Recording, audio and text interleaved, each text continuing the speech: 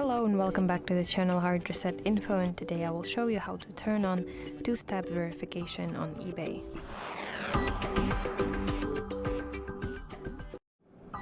Firstly, open eBay application on your device and then navigate to My eBay section that is located at the bottom side of the screen.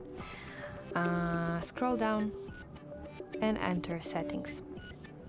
Here you should find Sign In and Security section.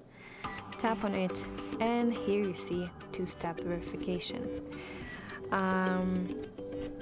So now we need to choose our verification method, so it could be eBay app or using text message. So for example, I want to use eBay app method and press setup. And now I want to choose verification method.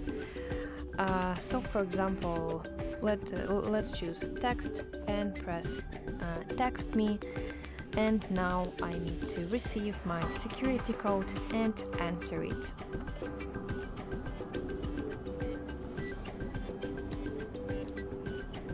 Wait a minute until eBay verifies you, and now you see that we have successfully completed verification process.